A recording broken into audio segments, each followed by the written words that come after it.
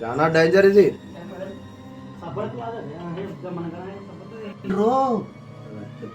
కట్ల పాము ఇది.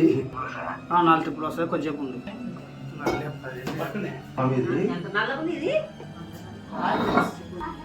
మీది కొడుకు అంతే సంగతులు. ఇది నైట్ పూట మాత్రం మేత అన్నికి వస్తానమాట. పగులు దీనికి కళ్ళు కనపడవు. నైట్ పూట మాత్రమే కళ్ళు గడిపిడి.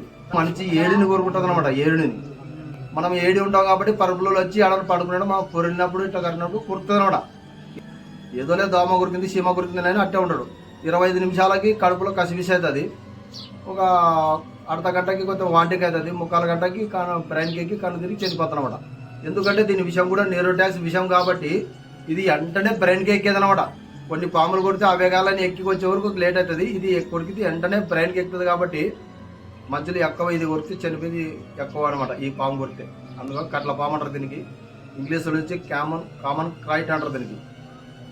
కొన్ని పాములకి నల్లగా ఉంటుంది, ఈ పాము మాత్రం ఎర్రగుంటుంది నేలగా అనమాట. చాలా డేంజర్ ఇది. కాకపోయినా ఇల్లు నీట్గా ఉంటే రావు అనమాట. ఇంటి పరిశుభ్రాలు నీట్గా పెట్టుకోవాలి ఎప్పుడైనా కానీ. సరే ఒక డబ్బు తీసుకురాము.